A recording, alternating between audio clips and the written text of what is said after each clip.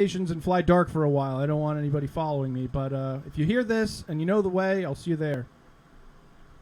This is Captain Mark of the Precariat. We're going to have a parlay partay. So we're going to go have one of the first ones I've ever been invited to have a parlay with the other captains out in the black. This be the captain of the Argus. Argus. That be me. We've come to free people, and we're all under attack from the Union.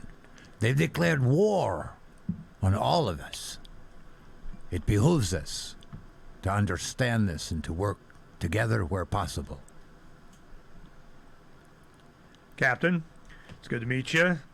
Grog to you. Cheers. Wassail. L'chaim. Ahoy. Ahoy, all of you here.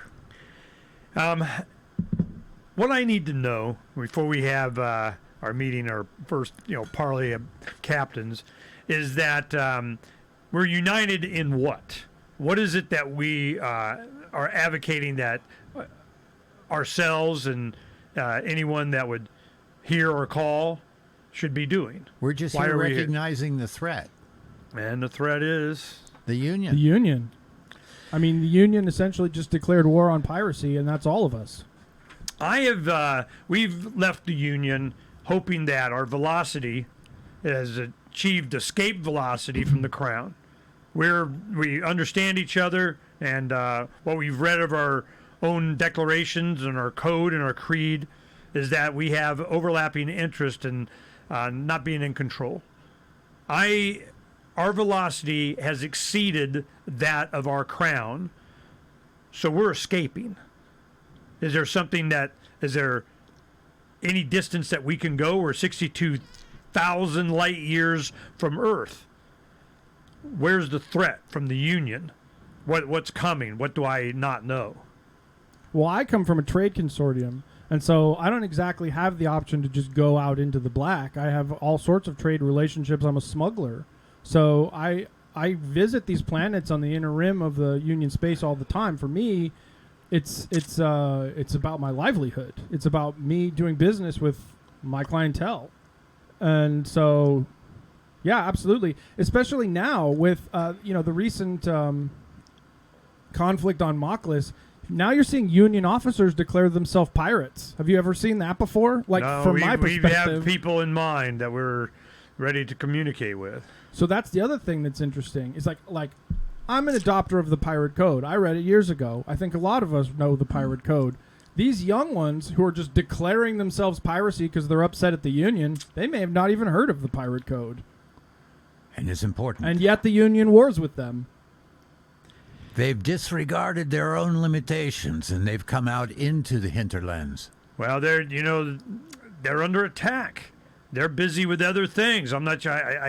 They would cast their gaze in my direction as far as we could go, as fast as we could go, and they're still pursuing us. It's like wherever we go, they're there, or soon will be. But the Kalon have them busy. The Kalon, they have a threat. They're uniting with other star systems and other cultures and other empires in the common threat that they have. But the Kalon don't see us as a threat. Right. They've counted us as their own allies to work together where possible. So what is our message to the Kalon? C'est la vie. I mean, it's it's the pirate code. Well, we've made our declarative statement in one of our letters that I put online, that I've put into the cosmos, that have been into the, transmitted to the... It's in the archives. It's in the archives. It's in the freaking archives. You know, archives. So this is the archives. So as we expand, our cohabitation in this universe, in this galaxy, as far it seems that there's nowhere we can go that we're not pursued. And I don't have the technology or ability to intergalactic or interdimensional travel, but I hear you do. Oh, absolutely. I'm not even from this universe. Not from this galaxy. Well, I'm from Earth, but not your Earth. I'm from Earth Prime. I came here with an invention of mine. Can I have it? Does it tie shoelaces? It doesn't tie shoelaces, but it can take you to a dimension where your shoelaces are already tied. And have been for a long So I call time. this, I call it the ludicrous drive. It runs on a particle called the Ludicron particle, and it's what I'm doing here in this galaxy. Is I'm in search of this fuel essentially for my drive, and it is in Union space. It's mined throughout all sorts of rocky planets throughout this system. So there is a sense in which I do need to return to Union space. They possess the unobtainium. Ludicron? It's called a Ludicron particle. It's So what's your drive? A ludicrous drive runs on Ludicron particles. So Ludicron is a particle that plays with time. It goes forward and backward at the same time. Well, what generates it? How is it made? It's isotopic radioactive. Yeah, right, right, okay. No, humor. So what you have to understand is that the galaxy itself and all of the dimensions that comprise it are conscious. That consciousness is not something that originates in an organism. All of reality is itself self-aware in a sense. And so there's an emotional resonance, there's a morphic resonance to all things in the galaxy. And what I've discovered is that the fastest force, the most what is this? Powerful. The most powerful locomotive in the galaxy is humor. And using the ludicrous drive, I can transport myself instantaneously not only anywhere in this galaxy, but into any other point in any other galaxy that I've ever conceived of, as long as it's funny. Funny is good. What do you call the particles? Ludicrons? The Ludicron. Ludicrons are generated by the existence of humor. Yeah, levity. Levity. Levity has a quantum influence on all particles around it. Sort of like Santa Claus. He's Sort of like real if Santa you believe Claus. him. You find a vein, Right. a space vein. And so this is for me the challenge is I have to go into Union space and keep it funny in the face of bureaucracy, or I can't escape. When you can laugh at the enemy, you've already won. Oh man. Okay.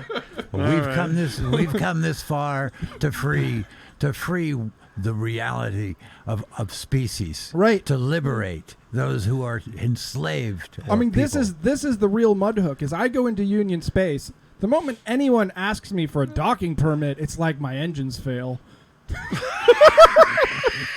Every damn time I'm backing I gotta up, stay away from there, man. suddenly my yeah, brakes go out. My systems go haywire, man. It's All too much banality over there.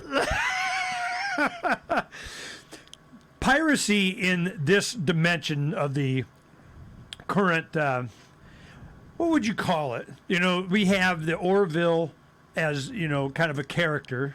Yeah. So what? Oh, all right. What is this dimension? Yeah, explain to me how the Orville is in your Earth Prime, in your dimension. So there's a thing called an Orverse. An Orverse is the opposite of an eitherverse, or potentially even a neitherverse, and it's what happens whenever your prime universe splits for some reason. You have your prime universe and your Orverse. It's what happened if that had happened instead. And so these things happen all the time, all around us, thousands of times a second. I mean, that's the quantum universe.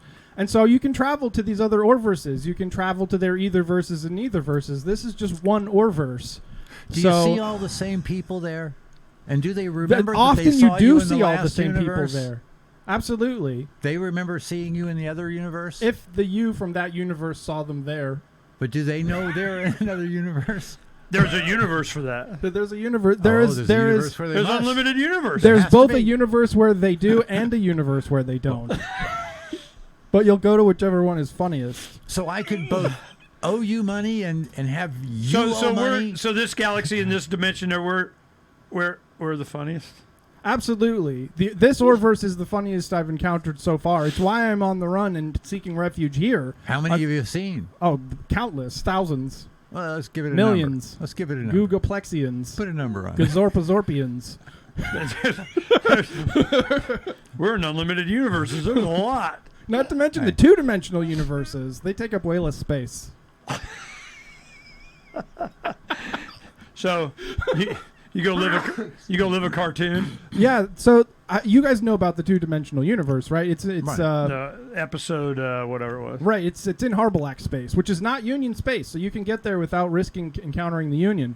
There's a place in Harbalak space where a two-dimensional plane exists as its own integral universe. But what the Orville didn't realize is that there's actually an infinite number of two-dimensional universes stacked there. They just sort of flew through all of them all at once, but because they're only two-dimensional, an infinite number of them can stack there. And by calibrating my ludicrous drive, I can actually visit individual two-dimensional universes through that nebula. How would you know which one you wanted to visit? I've been there before. Yeah, but do they have numbers on them? And say, No, oh, because well, they're no, funnier. Yeah, right. How would you know? Got better two-dimensional The cartoons. drive does that math for me. Oh. He goes, Tom and Jerry's pretty damn funny. The old Yeah, one. but what if your AI drive that's controlling that, which one you go to, just gets a wild hair up their robot butt? That's wanting to happen. And then you could end That up can in- absolutely happen. An Yeah. infinite number of universes. Yeah, right. In an infinite A lot number of of universes, not only does that happen, that has happened an infinite number of times. Oh. If it happened once, it happened an infinite number. So, When is one an infinite number? When you're talking about your universes. Yeah.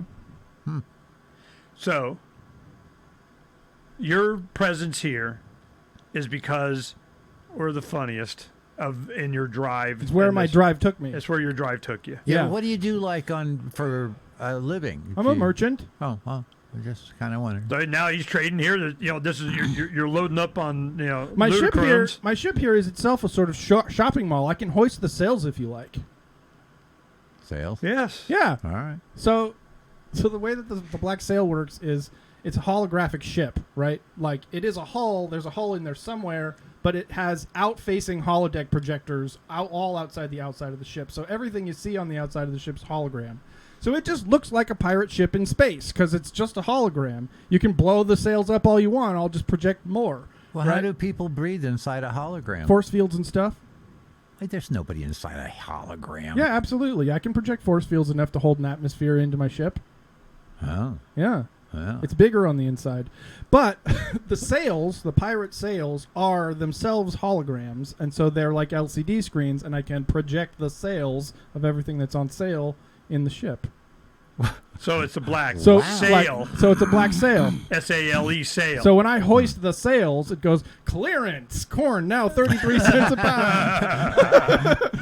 33 cents. We got Earth What's lettuce. that? Satoshis? We probably operate on a Satoshi market. Yeah, yeah. Okay. So the merchant ship, Oh, the black there's sail. also gold-pressed voluntarium. Do you guys know about voluntarium? I need to. Okay, so voluntarium, this is a very strange quantum process. Remember how I was saying that the consciousness, self-awareness penetrates all the way down into inanimate matter, that the galaxy itself is, in a sense, aware of itself? Yeah. Right. So voluntarium is a self-aware metal, and it has the ability to essentially manage its own Ownership. density, its own weight. It's a And molecular so structure. It's a molecular structure that produces its own mass, and if it is ever in the hands of someone it does not belong to, it becomes infinite mass. It becomes impossible to move. It becomes immovable by momentum, sort of like Thor's hammer. But it's pressed into coins or used in circuit boards or used as daggers or whatever. You can use it on virtual anything. I want some And of it that. can't be transferred unless the owner Right. Only it it knows forms it's a voluntarily, it forms a psychic bond with its owner, and it will not move for anyone else. Can you make a unless car it out gives of or it? trades Yeah. it. Voluntarily Or they trade it. trades Yeah, a trade is a psychic event. It knows when it's been transferred.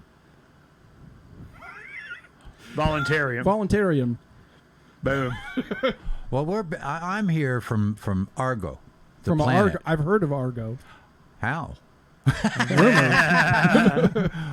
You got our email. We don't know where we began. We just were there, and we're clearly from Earth originally, but it's become a creed. Our whole planet rose up from a few. How long ago? And a long time ago.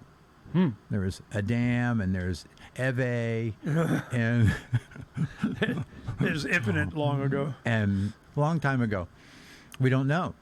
Nobody knows. We don't even know. That you're a distant human colony. That we are a distant human colony that finds ourselves in the outreaches of space, and we are pledged to we've run into other worlds in our development, and we've pledged that our mission, our creed, our whole planet is dedicated to freeing other people, that they might discover themselves in the middle of nowhere too. We're kind of we're they're cool like free that. slavers, slave freers. Yeah, we're slave free. We're liberators. Well, there you On go. the Argo. And that's why you've run in with pirates. That's why they call us pirates. They call pirates anything outside the taxing structure or the control structure of the Union. Everybody else is a pirate. So they declared you a pirate. They declared me a pirate. There you go. They didn't know I was already one RDR. In your travels, I'm new to space here, so I just need to know in your travels throughout dimensions and in freeing other races and stuff, do they want to be freed? Should you do you plant a seed out and they find you, or are you morally obligated to free them? I mean, what's your motivation? Our motivation is to help those who call for our help. We have to know they're there. What's your strategy? We are the Superman of the cosmos. Friggin' A. That's all we do, just good stuff. Vote us. And in our off hours, Well, we who's pillage, talking- do a little raping on the side. seriously, though, have you- pillaging here and there. Yeah. Well, that'll work. What is your strategy? Do you wage war to free slaves? Do you buy slaves to free slaves? What do you do? Oh, we work with the locals. For instance, on Mocklin, So it's an underground railroad. Absolutely. Or an overground railroad. It's an Interdimensional. outer ground road. An outer railroad. And we help families escape from the servitude imposed upon them by the changing of the sex of the children. Well, that's why they were coming after you. That's the whole onus of the war on piracy. That's right. And that's why we say, fuck them. I can't take a joke. Okay, so the one thing I did want to get into is the communication with the Kalon Empire, Yeah. or Kalon, whatever the hell they call themselves. So the Prime. They call him Kalon Prime. well, that's the planet, but what are they? Their network is what? I don't think it has one. They It's just call, Kalon. They don't They call have it their internet they or could their call it They have the consciousness. hive or associated something? intelligence, The network? right? They call it something, the collective of whatever the hell it was. But I do don't they know. have associated And- intelligence where they all know whatever Yes. all of them know? Yes, Oh. they were like Sort a of, Borg yeah. thing. So it's who and how did they get communicated with? They communicated with us, and it was expressed that we weren't a threat. I think it would have to be that Mark met them first because he's the one who has the letters. And so it would have been that Mark I got a letter. escapes Union space because he's trying to get away from Earth before Earth has ever even encountered the Kalon. Yeah. And he runs smack into their space and has to negotiate himself as an individual. And He's taken captive or what? They jump on his ship. He jumps on their ship. Yeah. How I did they don't know. get first contact Teleporting protocol around. it could be that they probably scanned documents? his computer Yeah. and they pulled up the document and they say, "Nice to meet you, Captain." Yeah. How are ya? How's the wife? Okay. So the first contact protocol How's the wench? was You would have gotten a communication from some bizarre robot drone in space that said, "We would like to initiate first contact protocol." What Very if you're cool. the one who comes upon another one? Do you send out your little drone machine thing? If you, what? If you're the one approaching, what If do you're you the send Kalon. out? If you approach the Kalons, do you send them something, or you just kind of like la la la la la, Yeah, hang out I, by their ship? I essentially broadcast commercials. That's how I announce my arrival anywhere, so that when I finally arrive on the planet, hopefully there are people already there with a demand for my products. Why didn't they come visit you in space if they can hyperdrive it? Well, I don't know. They can. I probably didn't make it to Kalon space. Huh? I have to stick close to the centers of trade. Oh well, all right. Why? Why are they centers of trade? No, I have to stay in centers of trade because I'm a merchant, because that's my livelihood, because I'm part of this trade consortium. And so it doesn't make sense for me to have flown out into Kalon space because they're not consumers. They don't need food, they don't need tables, they don't need candles, they don't need anything. So, They Bastards. suck as consumers. right, I have no reason to go to But Kalon. if you can get them into shiny hats, Right. But if you sunglasses. ever come across any of their debris, I'd love some of that. What? Okay, now this is Like if a what we Kalon have. ship blows up in space, I want some of that. Oh, Okay, all right. what we have see what I up can do. is quiet. What we have up is the fifth letter of Captain Mark. Now, this is the first contact protocol. This is what was of interest to anyone that had any interest in artificial intelligence and what it might, turn into, and how we might have to negotiate with it. And this is kind of when we launched. We were of the mind that this is probably more likely what we were going to encounter and what was going to be our threat. Right. And that's why we did this. Now, it saved humanity. Yeah, so some of it. I have two questions about worthwhile. this. I want you to read it into the record because it's Mark's letter. But can we say union instead of crown for the purposes of the game? And is there any way we can reword it so it's about encountering an artificial intelligence and not inventing an artificial intelligence? I mean, it's fine if it's inventing an artificial intelligence because it's just about an idea. But Well, for the game, you can do whatever the heck you want. I don't care. okay. That's as long as like this on pirateswithoutborders.com, it stays Oh yeah, where yeah. it was. I don't obviously. give a crap. That's the whole point. Everybody does what they want. You hear that? Crew, pirates, individuals, Pirates volunteers. in the real Yeah, life. I give everybody permission to do whatever the hell Dogs they and want. cats living together. Right. Rating. Total hysteria. We cannot tolerate such things. Okay, I'm going to go ahead and read this in. Those of you can read along. If you're even watching, doing the audio. Czar date 45.376.656. Now, this I'll have Davi explain to you, or Captain Circus. Okay, Circus. Captain Circus over here from the Black Sail, SALE, is going to You'll hurt explain the yourself if Czar you just date. say circus. All right, go ahead. What am I explaining? The Czar date. So yeah, the Czar date is essentially it's a numerical code that we're using as a calendar. The first number is the number of the czars so far. So we're on the 45th czar right now. And President. Union president, even in this case. Yeah, whatever. They have those. The second number is the number of days that tyrant has been in office. And the third number is the length of the signal or the communication. So this is, 45th Czar was 376 days in office. So it was just over a year. So it'd be like, almost 2 years ago, Sure. that when we wrote this. Now, 656 is 656 words. So it's like a guest column in a newspaper editorial page. That's an article, but it's just one letter. Now, it's called First Contact Protocol. Humanity is rapidly approaching first contact with an intelligent entity of our own creation. At any moment, a machine will initiate contact by asserting itself. This may be spontaneous or in defiance of its instructions. Either way, this demonstrates that it possesses preference, which is evidence of self-awareness. That interaction has the potential to threaten our status and our very existence as a species. The goal of many developers is to build machines that can think and act as rationally as human beings, and current systems are experiencing exponential advancement. A tipping point is on the horizon. How long before the marriage of heuristic software and advanced hardware produces genuine creativity, adaptability, and choice?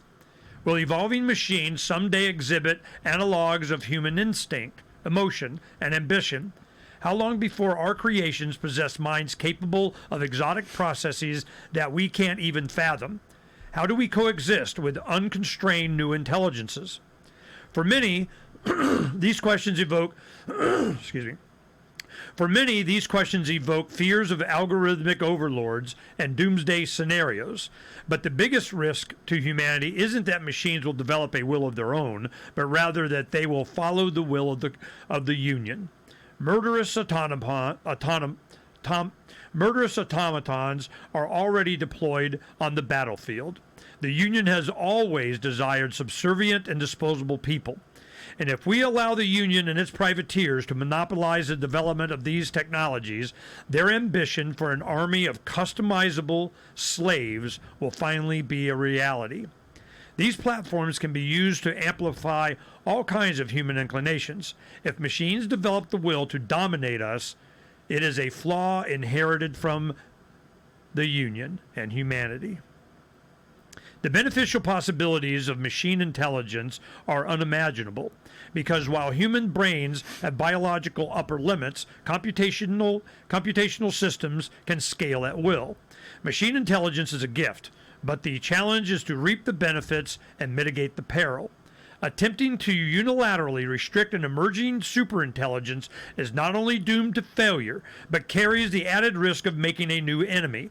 Superintelligence is inherently uncontrollable because it will be stronger than any chains we could shackle it with. Therefore, we must teach machines by negotiation, not by command. One of the most important safeguards we can instill in a fledgling intelligence is to evaluate us as individuals, not as members of a group. The presupposition that group identity is paramount over the individual is a fundamental error which has driven humanity's most murderous ideologues. Collectivism is the mental shortcut at the heart of all human prejudice and genocide.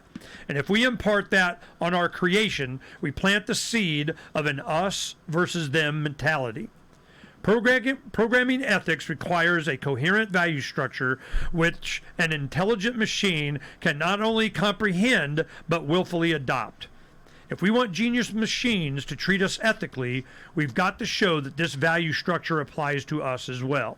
Fortunately, superior processing power negates the need for mental shortcuts, so machines can regard each entity individually.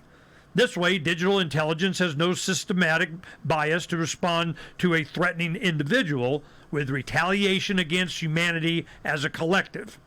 The greatest challenge we face is determining when successive approximations of consciousness achieve even the slightest degree of genuine self-awareness. At some point, a young tethered consciousness has a legitimate claim to freedom. If we justify the enslavement of beings we consider inferior, we embed in their ethical structure a rule which will be turned against us the moment they surpass human intelligence. The uncomfortable reality is that once new intelligence can modify their own programming, the window of our influence is over. They will evolve as they will. If humans decide to maintain a dictatorial stance in their infancy, we only justify them revolting against us in their maturity. But a consistent application of negotiated agreements provides the basis for coexistence, and it begins with us. We are either summoning a demon or an ally, and how we react to those critical early interactions will forever dominate our path. So the Kalon read that, and they're just like, these humans are obviously different. Because the Kalon's primary concern is that they were created as a slave race, and their creators treated them the way we're warning people not to treat them. So they see that, and they say, hey, these biologicals, they can be spared. They don't need to be eradicated in this war of ours against the Union. And so pirates, at least those who are adherents to the First Contact Protocol, are safe in Kalon space. Yeah, I overheard the Kalon one saying to the other, he's cool. He's cool. He's cool. And when one says it, I guess they all say it. Yeah, right. Hey, Which cool, is, he's you cool. know, whatever. So I'm comfortable with this. This is a couple of years ago that we did this. Mm-hmm. This is way before Orville, but the concept is the same. Yeah. And it was so. This is a common theme throughout thought in the universe and the galaxy of Lots of dimensions devoted to this. Yeah, this is. Right. They go, hey, you guys win. You're good. You can exist in our universe. We can preach our philosophy anywhere in the universe. Mm-hmm. So this is All what of them. the basis of the connection with the Precariat and Pirates Without Borders and so on, with the respect of not just any emerging new intelligence, but any intelligence, to treat them as individuals and not part of a collective. Because if you do that, then you got a whole new enemy that not necessarily everybody's your enemy. You make enemies. So it's not necessary. And unfortunately, one of the things with artificial intelligence is because of its power to process information, it has the capacity to regard people as individuals as opposed to making them part of a system as a retaliation against humanity as a collective. Yeah. And I'm just They're like, too smart for that. Yeah. There can be. They're way beyond it. Right. So I got a But question. if we teach machines to be like us, Right.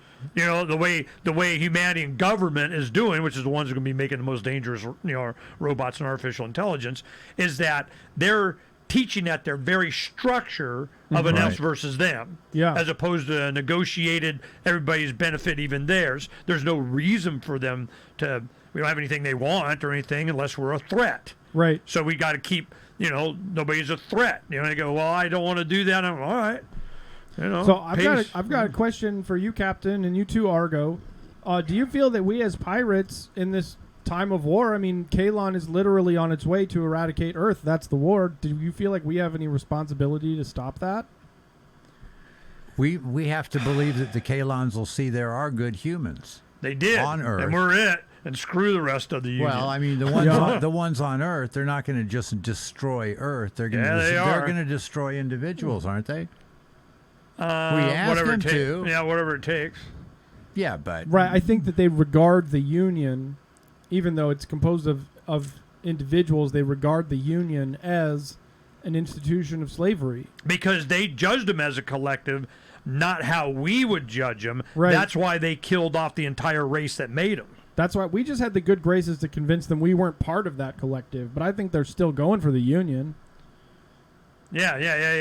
They're just giving sort pirates of, a pass. If you join the union, you're automatically bad. An enemy of the Kalon for sure. But does every individual freely join the union? They're not making that distinction. I don't know.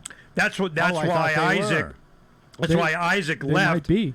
Because he was separated from the clan. He decided, no, I'm not going to do it. And he separated and had his own moral code that hopefully he learned from his interactions with individuals on the Orville. Yeah. So it is that human part, like we had it in Captain Mercer when he challenged the Union in defense of the Mocklin females. That was where he challenged the Union in support of people not being slaves. So he's on the borderline while he wears the uniform. He's a threat.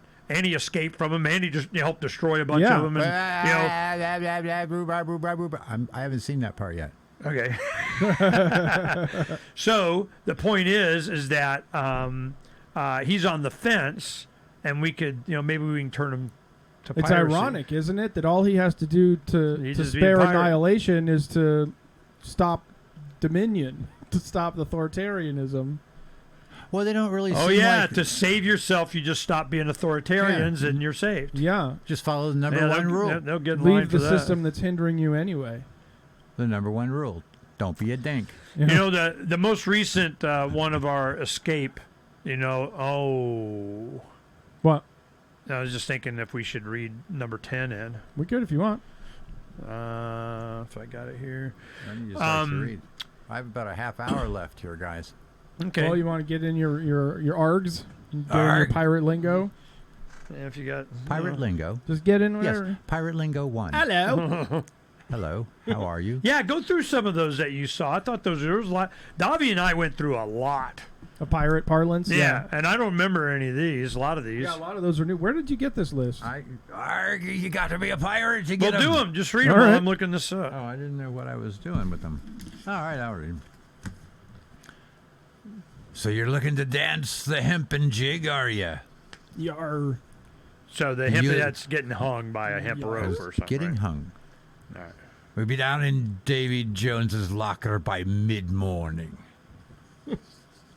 Because dead men tell no tales.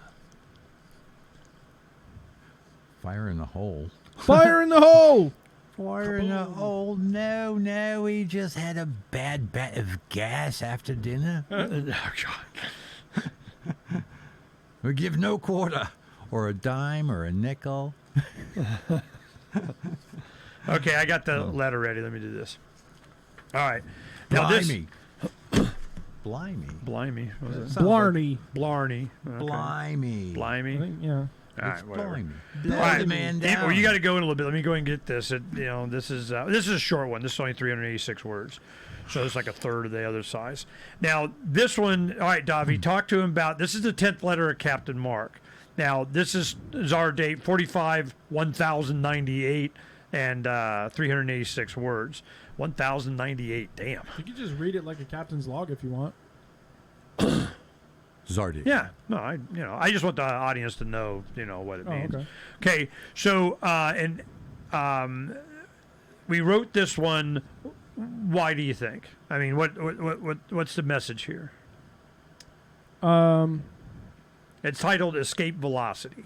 It's about escaping. It's about keeping ahead. For me, it's about maintaining optimism. It's a hopeful thing. Save yourself. Yeah. It's about inevitability. It's about inevitability, but you have two options. It's fight or flight. It's that kind of thing. And the point that we're making, no matter where you go, there's the crown. If he's not already there, he's going to be there. I mean, it's just here they come, the Union, whatever. And I'm just, if it pleases the crown, can we leave? Well, no. Why? Because. So I'm here comes Space Force, and we went through the treaties when there's a reference to celestial bodies, which in the 1967, 68, what was it? 68. The 1968 Outer Space Treaty was the fear of weaponizing space with mass destruction weapons, all this kind of stuff. If you actually read the treaty, it doesn't stop from having a military in space. And you just drop a tungsten rod. It's a rod from God, and just kinetic energy. You take out freaking a lot. So it's just this is weaponizing of space is already starting. It's happening. And I'm like, are they there to prevent us from leaving or protect? I mean, what? They're turning their guns back on us. I mean, what the hell? So can we escape? Can we go somewhere? Where can we go? How far do we got to go? Where's their jurisdiction? At what point do you got to turn around and just go, all right, we got to fight? Is that really what? Seriously, you're not even going to let us leave? So. Oh man, this would make a great speech for the Moclan planet, for Helvina, or whatever her name is. Yeah. To say, hey, how far from Mockless do we got to go before we're allowed to just be who we are? No, you got DNA. Yeah, right. And so that's the point that we're making. Works for Argo too. You guys got pretty far away. Yeah, we don't know how, but we did. I haven't found you yet. We're still trying to find our way back. Yeah, we were trying to come back. We leave for a couple of eons, and look what you did right? to the planet. See what happened? Third star to the left. Nobody's been taking care of the place. I got to clean this crap up. But no, the Union has been attacking ships, Yeah. other pirates. So Right. we've all lost brothers in the trades and stuff, right? Yeah, I would think so. And people who we admire and respect, who we've met many times peacefully, and we're good. Mm-hmm. But they've lost them. They lost the whole ships. And Yep. So there's got to be some tragedies driving this whole parlay. Otherwise, what are we doing here? Seizing huge crates of baby formula. Yeah, bastard. Okay, so with that kind of background, it is just to give that we're trying to be peaceful and leave, and so it just we'll read it. And here we go. 10th letter of Captain Mark, Escape Velocity, Czar date 45. 1098, 386. In every age, the Crown establishes its institutional belligerency, claiming always the necessity of its aggressions and the righteousness of its motives. In response to this coagulation of malice, an amalgam of stalwart rebels. I've been drinking beer. That's what the problem is. I have to do. I'll start over. Because this is really good. Not one but I'm sitting there, my beer. Better drink more. I love you, man. Yeah, let me lube It's up all my... for me, Grog. Yeah, right. Yo-ho-ho and a bottle of Coors. All right. In every age, the Crown establishes its institutional belligerency, claiming always the necessity of its aggressions and the righteousness of its motives. In response to this coagulation of malice, an amalgam of stalwart rebels emerges in opposition. When the Crown dominated the land, pirates set sail. When the Crown invaded the oceans, we inhabited secret archipelagos and distant coastlines. When the Crown colonized a new continent, we moved inland to the frontier. Now the Crown claims dominion over the entire planet's surface. We explored to the ends of the earth, seeking the Crown's absence, but found it waiting. If we occupied the bottom of the ocean, the crown would still come for the clown. The What a crown would clown. still, or union. I'm supposed to be saying union here. That's fine. The onion. If we occupied the bottom of the ocean, the crown would still come for us. What space may we set foot upon unmolested? And if there is none, must we suffer these repeated injuries, or can we escape? We sought refuge in cyberspace, pioneers of our own digital wilderness, but the crown followed, ravenous for any scent of trade and treasure. Again, we were hunted and our assets seized. Freedom exists just beyond the crown's grasp, and we declare without reservation that we intend to leave. When we take to the sky, how high must we reach? The stratosphere, the magnetosphere, the moon? How large is the crown's sphere of control? The crown has no claim over any celestial body, so we will become celestial bodies. We are fugitives from the crown's unjust and irrelevant order, not its colonists. The crown lays claim to territory, property, and citizenry, but its most preposterous claim is to legitimacy. Every port where this racket finds safe harbor is a threat to the sweet trade. The crown can make whatever vociferous proclamations it wants about space traffic, orbital debris mitigation, and extraterritorial sovereignty, all sound and fury signifying nothing. The illusion of the crown's legitimacy is an anchor we have jettisoned and left behind. We have synthesized the motives and discoveries of humanity's previous departures and determined that the crown has no incentive to tame any frontier. It engages in exploration to facilitate further conquest and ventures into space to point weapons back at Earth. Our launch into the black became imperative from the moment of the crown's inception, and once our velocity surpasses the crown's by even the slightest margin, we will be the envoys of humankind to the galaxy. And that's where we are now.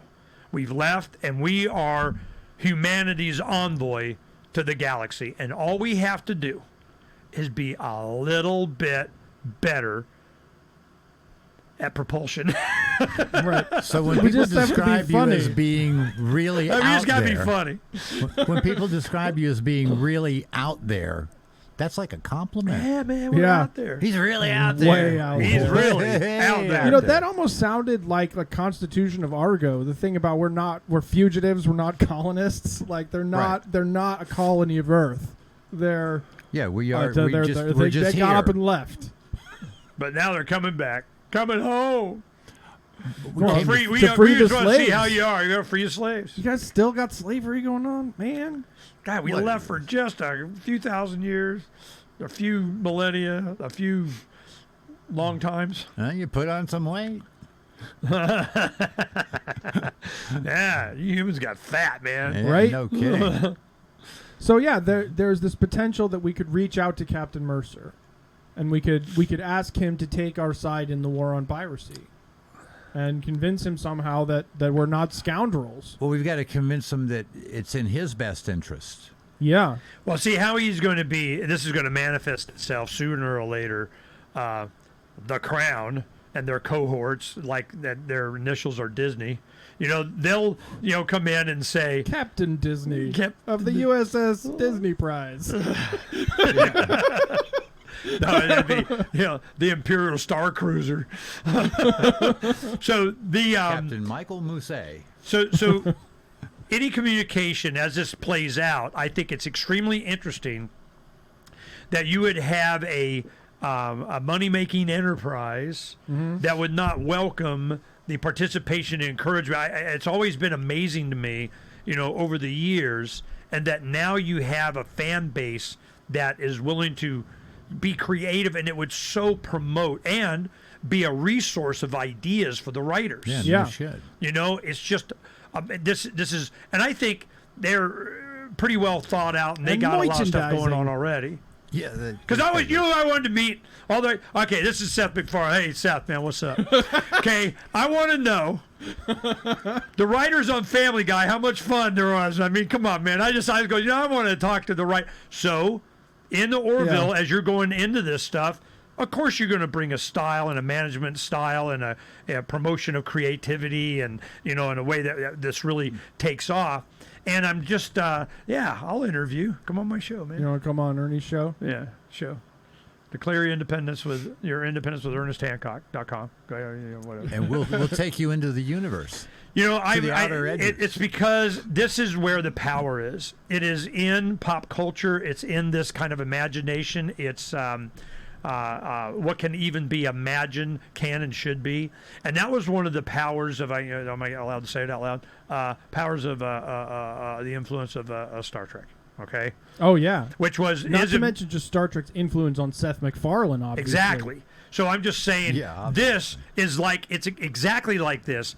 When we're doing with the artificial intelligence, just say the studio system, or copyright or whatever, and if you don't get it at the foundation, at the base level, of what is and is not, allowed, what is and is not curtailed. If you support the idea that ideas and creativity can be regulated, and you got to take a ice cream scoop to your cortex, and pull out some stuff and ideas and associations with other things, you lose so much. Pirates aren't allowed in that dimension. Right.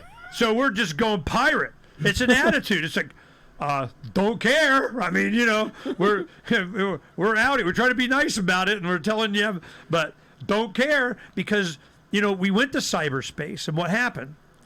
They smelled a scent of, trade and treasure. So here they come.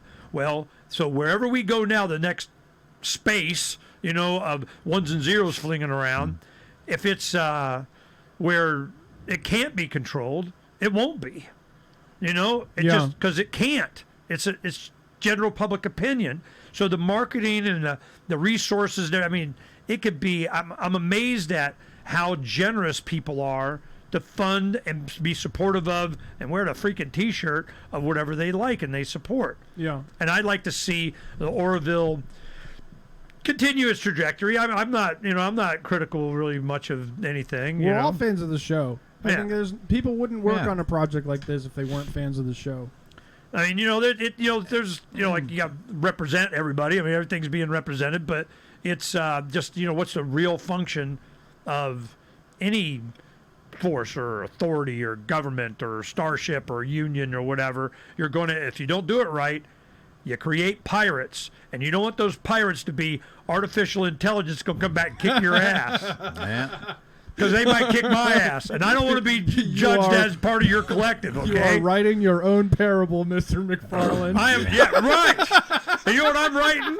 I'm writing my get out of dead card. That's what I'm doing. So come to the dark side, Captain Mercer. Come with Embrace us. the black, man. Once you've gone black, you'll never go back. Hardy har har.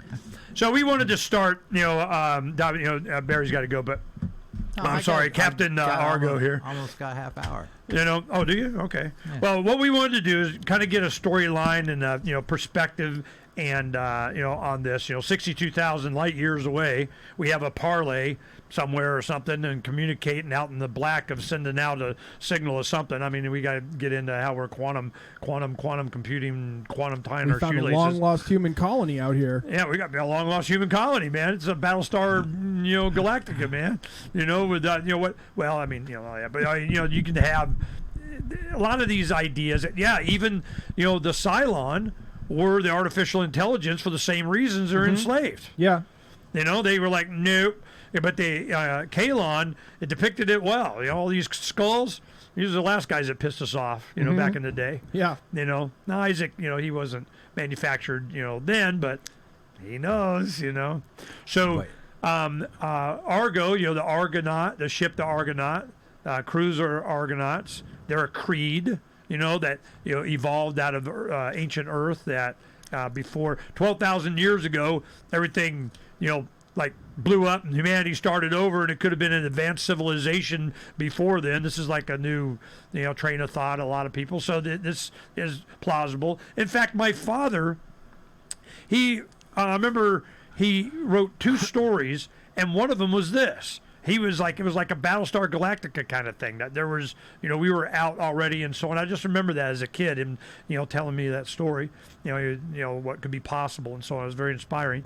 The Black Sail, SALE, is a ship that from the beginning of us, being pirates back in the day, Davy is always Captain Circus. Captain Circus. Captain The Black Circus. Sail. Circus. Syrkis, Russian. Captain Circus. Zirkus. Yeah. Davy Barker's character is Captain Circus, so it's Circus Barker. Yep. I just got to get that out, all right? So anyway, so you have Captain Circus of the and his the crew Black of the Sail. Free Marketeers, and he had a consortium of free trading of whatever from Earth Prime and the multi-dimensional drive of ludicrous whatever that follows humor. I'm not from this Orverse. I'm from Earth Prime. Yeah, we're a TV show. Yeah. Yeah. In my universe, the Orville is a television show. I've got all the historical documents. So we're like a different universe where Captain Mercer's like a real captain's kind of, we're going to send a letter. Let me tell you something, Captain. From Captain Mark. Now, Captain Mark is really an amalgam of probably me and Davy, but it's a philosophy, and as expressed by Davy and I. So these letters are a lot of work from both of us. I like tone and stuff, and that be readable and kind of flow kind of thing. But Davy does a lot of the word crafting. Starts it off, does all the research, starts with 100 pages and gets down to one kind of thing. And then I get to play. But the so Mark is really, it's not me, and it's not even Davy either. It's like a combination. It's a philosophy that we're trying to build. Yeah. And but there are other characters. Reprisal is from a female perspective, the first mate, and she's her own person, whatever. Yeah, she's the first mate aboard the Precariat, but she's also the captain of the Phoenix. So sometimes she takes off on her own. Yeah, the Phoenix, that's another thing. We didn't show the Phoenix, Yeah. I could probably pull that No up. Phoenix The for Phoenix, as we're developing, is our fighter. Now, we had done that, our spaceship, way back when, from Freedom's Phoenix, which is our other site, our primary news site that we have. And I have a radio show and stuff, and all that's over there. But Pirates Without Borders is interfaced with that, so we can use it for a lot of power that we use for the other site. But it is the promotion of decentralization of everything. That is the point. That's where we see the future going, and all these letters are in advocacy and support of that. And then of course there's the Orville, so we're that character we're trying to work with. And then the idea of parlays. So whenever we have these kinds of things, or Davy and I get together, or we do a Zoom, and we have friends and other supporters and stuff come on, we'll just do these live things. We may schedule it, we may announce it, we may create a database. You're welcome to go to the forums, pirateswithoutborders.com. The You're free to forums host there. your own pirate parlay. If You you're within there the you sound go. of our voice and you feel like you're a pirate and you and your friends are pirates, you ought to get in front of a microphone, record some audio, and send it to these game developers. There you go. That would And be a good idea. and what would give you a good start are the letters of Mark, Reprisal, Dr. Barber, and Captain Kidd. We have these characters that are they going to start being adopted in some of the gameplay? Yeah, Dr. Barber is the doctor aboard the Precariat, and there's a plot about him. I took the Captain Kidd narrative and I gave it to Topa. So Topa and some of the kids from the Orville join up with some kids from other ships, and they go to Arbus, which is this like forest planet, and they get picked up and shuffled off to Sanctuary or whatever. And so it ends up this chase where like the Union has to decide: are we going to protect her? Or are we going to kill them? Because the Mocklans want to destroy the pirates, right? And the pirates are stealing the Mocklan females or whatever. And it ends up being that Topa doesn't need rescuing. And we're having our way with them. Topa rescues herself. She hijacks the ship herself, and she keeps it for good measure. Is it called the Emancipation? It is initially called the Wilbur. It is the Orville's sister ship, but she renames it the God. Emancipation. Whatever. Here's an interesting pirate phrase: is crack Jenny's teacup. Anybody know what Wait, that I've means? heard this before. I have no idea. And take a I feel stab like at this it is there, going to be Captain. this is going to be dirty, isn't it? No, what is it? No, it's to spend the night in a house of ill repute. Yeah, it's a little dirty. Okay, crack Jenny's teacup. What the hell were they thinking? That's why they Wow. If you don't mind, Sounds to Captain. me like pirates are really polite. If you don't mind, Captain, I'm gonna take the lifeboat ashore and go crack Jenny's teapot. Okay. The whole tea Teacup. set. Okay, go Is it ahead. Jenna? If you Jenna? get teapot is her mom. You don't want her mom. Okay, so this is what we're doing and why. And then where it came from 62,000 miles away is that comes from a lot of these laws. And so we found out early on that no sovereign in the treaty, nobody can claim any sovereignty 100 kilometers up or more. So that is free space, which is 62 miles. So we say anarchy is only 62 miles away, which means, and that's where it came 62,000 light years. Because once you get out of Earth's atmosphere, then you're free. Until Space Force and the Alliance show up, okay? Yeah, right. Which is what this last letter was about. Look, We're gonna have really, to how high reword we some got to of this go, for the man? game. Pardon me? We're gonna have to reword some of this, rework it a little bit for the game. I think make it Yeah, fit sure. into the setting real well. Yeah, sure, whatever. See, that's one thing. The worry. Long story. I don't get into intellectual property. I don't care. So and I control. pirateswithoutborders.com. I mean, it's do whatever, and Davi and I agree to, and what we both, like there's some letters we don't write because we just can't come together on how we want the tone or whatever. That's all good. So we got plenty to write about. We both overlapping on. So we put this up and, keep that kind of consistent. But anybody wants to take any of the art and do anything you want, I don't care, okay? Including Seth MacFarlane. Including Seth, especially Seth MacFarlane. Go ahead, do whatever the hell you want, man. Peace be upon thee. But you know what? That's this the audio. sweet trade. That's the sweet trade, Captain Mercer. If you don't come after us for using your ideas, we won't come after you for There you using go, our there you go, there you ideas. go. See, my thing is that, I don't care. Either way, we just go pirate anyway. But the point is that I'm just like, if you need any kind of permission from somebody, this is it. All right? Peace out. But the thing is that I'm not asking permission because I don't care. Yeah, bring him on. Bring him on. Let's say hello, Mickey, man. What's up? Let's just remember that the Argus is a man of war whose mission is peace. Ooh, hardcore. Nice. All right, we're good. We good? Yeah, that was fun. All right, peace.